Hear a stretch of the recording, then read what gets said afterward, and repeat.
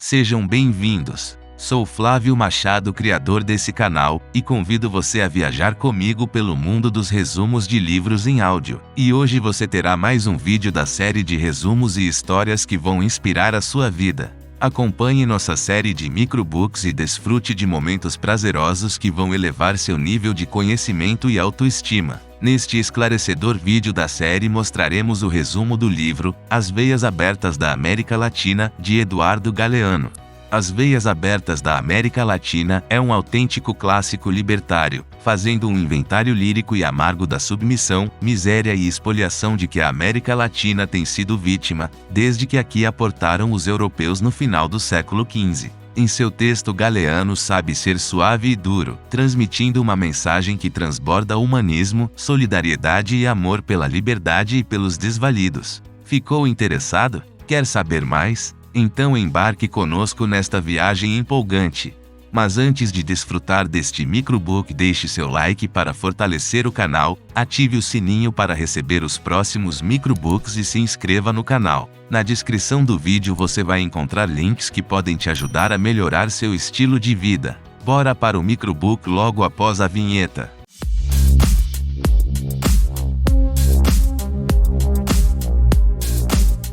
As Veias Abertas da América Latina, de Eduardo Galeano, é um livro indicado para quem deseja compreender melhor o desenvolvimento histórico de nosso subcontinente. Galeano foi um jornalista uruguaio.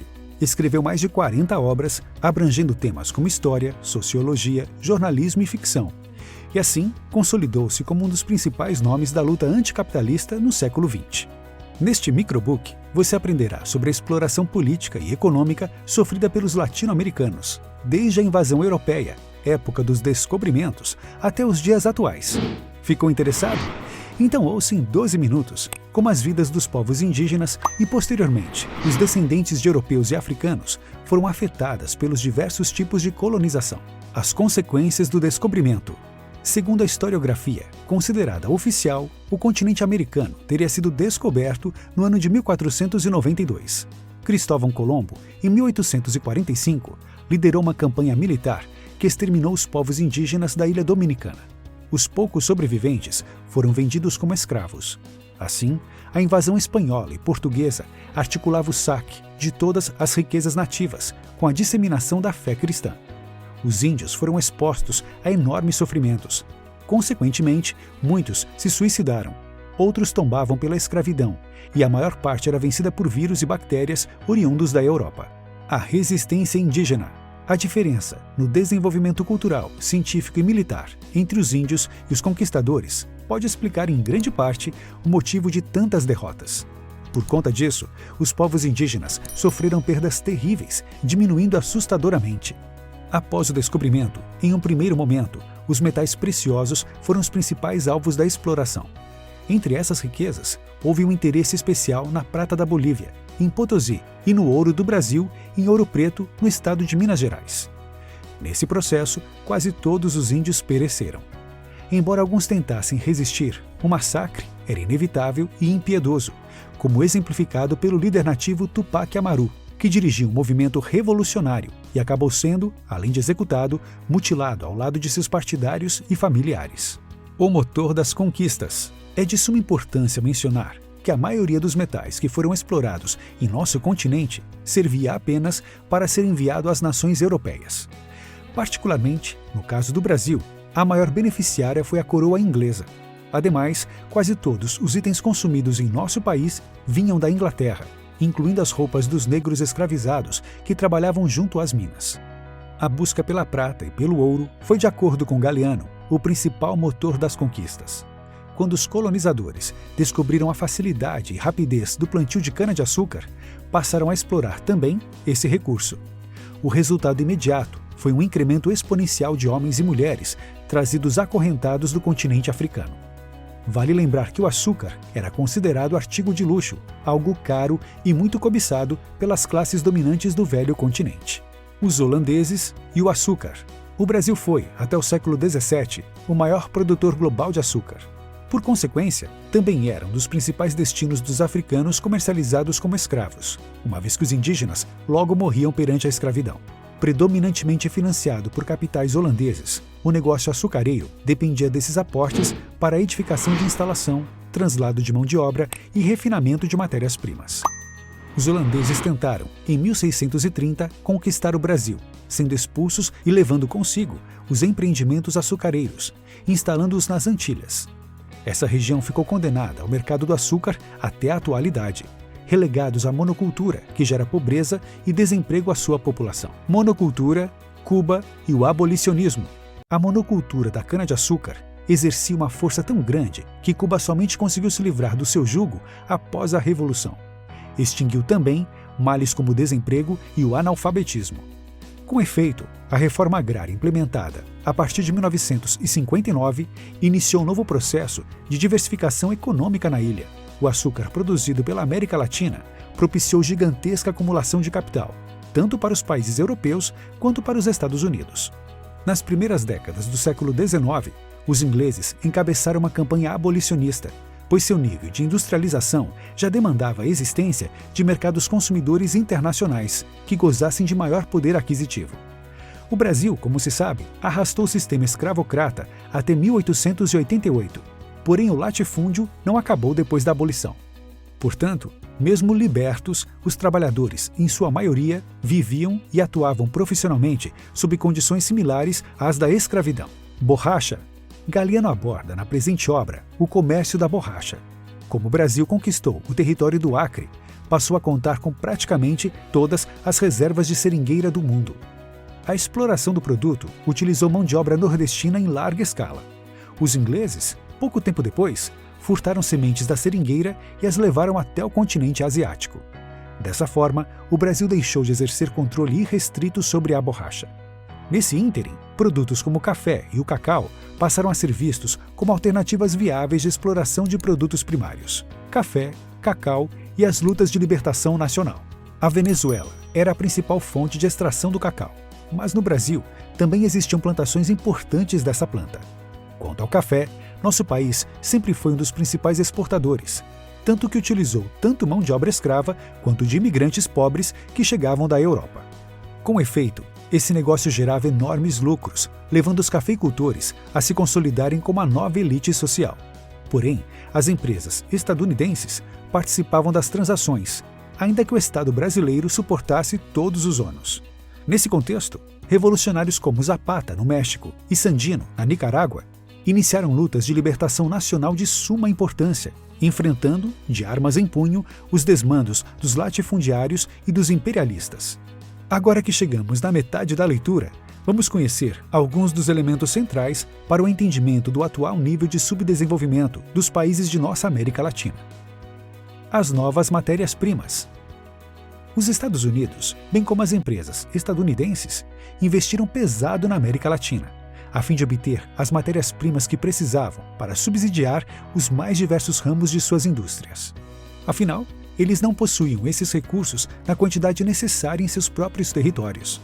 Nesse processo, os capitalistas se valeram dos mais distintos meios para atingir o controle dos mercados. Entre as práticas adotadas, destaca-se o fomento aos conflitos armados, tais como Guerra do Chaco, que durou de 1932 a 1935, e a do Pacífico, de 1879 a 1893. A partir do desenvolvimento tecnológico da indústria bélica, produtos primários como gás natural, ferro, estanho e, sobretudo, o petróleo, passaram a atrair o interesse das grandes potências. Os movimentos que lutavam pela independência da América Latina, incluindo aqueles que foram bem-sucedidos, não interferiram na lucratividade obtida pelos países imperialistas, notadamente a Inglaterra. Livre comércio para quem? As metrópoles enviavam os produtos manufaturados, atingindo quantias enormes de rentabilidade com os novos mercados. A abundância de produtos britânicos nos territórios latino-americanos justificava-se pelo fato de que as colônias não criavam barreiras alfandegárias.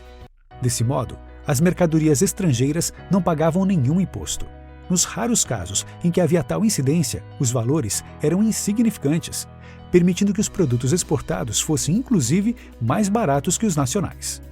Em decorrência dessa dinâmica, as nascentes indústrias latino-americanas foram completamente arrasadas. O nosso autor cita Friedrich List, economista austríaco defensor do protecionismo, para o qual o livre comércio era de fato o principal produto britânico. Não obstante, os únicos beneficiados com essa liberdade econômica eram os próprios ingleses, visto que seu enriquecimento crescia à medida que as jovens nações da América Latina se empobreciam cada vez mais.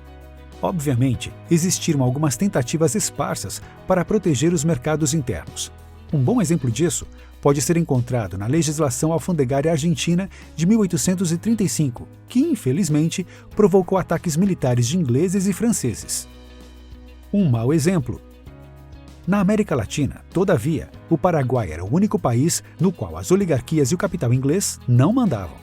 Nessa nação, inexistiam grandes latifúndios particulares. Isto é, as terras eram, na maioria, propriedade do Estado. Além disso, os índices de analfabetismo eram os menores do subcontinente, e de maneira geral, a população gozava de uma boa qualidade de vida, sem passar por necessidades. Esse estado de coisas preocupou a Inglaterra.